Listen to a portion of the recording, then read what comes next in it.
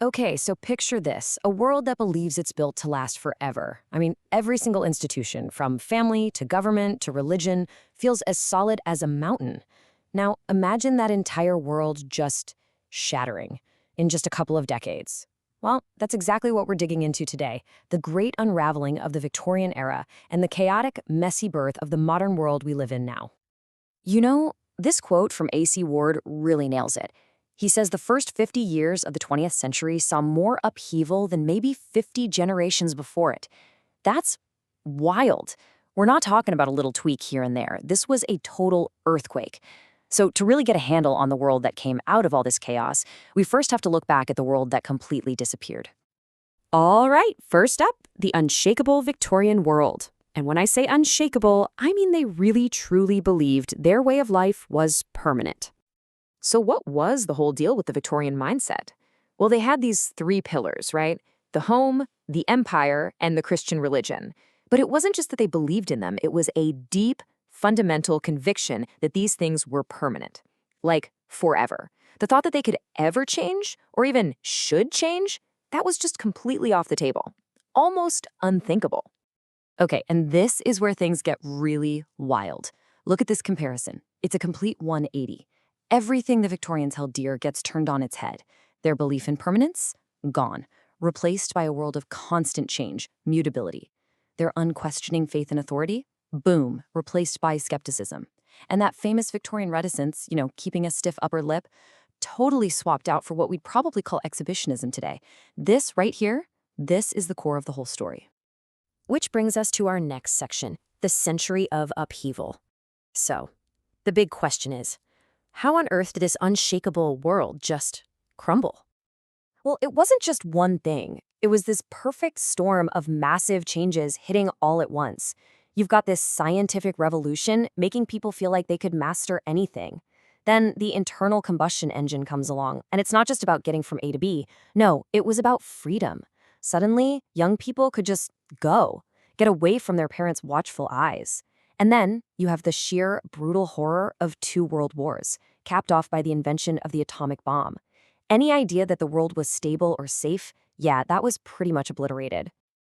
And you can really feel this shift in the art and writing of the time. Take the playwright George Bernard Shaw. There's this incredible line from his play Major Barbara where a character basically says, look, we'll scrap our old steam engines in a heartbeat, but we refuse to scrap our old prejudices, our old morals, our old religions.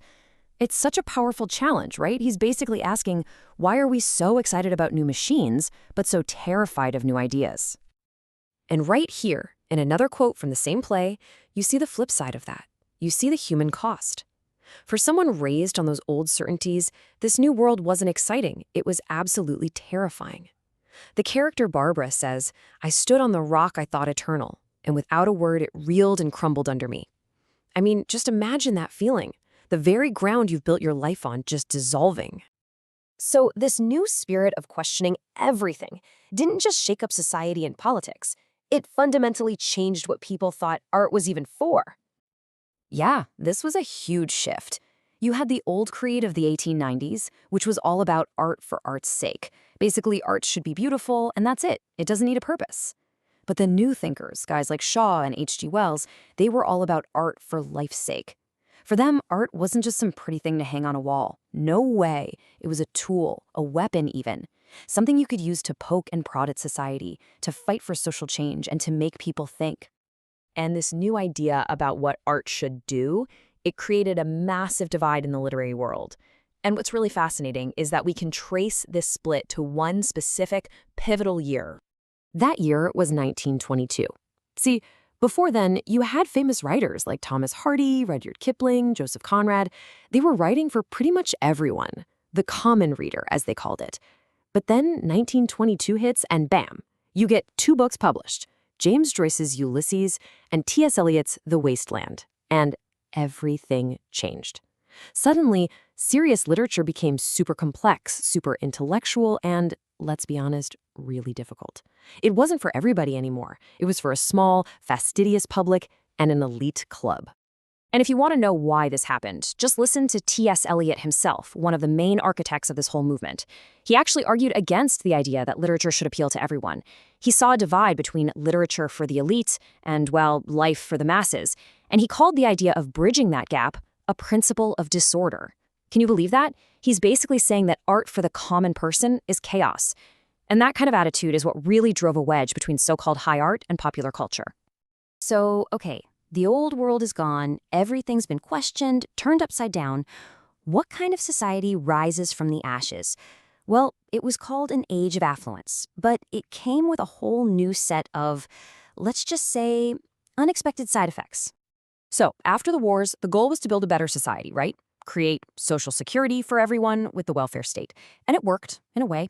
You had full employment, high wages. The theory was if you take away people's money worries, they'll be happy and content. Simple. But that's not what happened. What they got instead was this weird, sullen discontent. Crime started to flourish, and this rampant consumerism took hold. It turns out, when you remove the old pillars of meaning, like religion and empire, just giving people stuff isn't enough to fill that hole.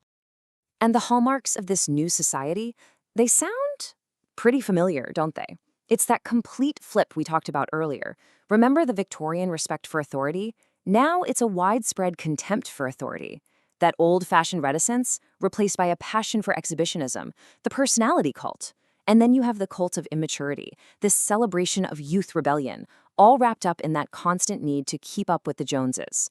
It's the total opposite of the Victorian world. So, when you put it all together, the big takeaway is this.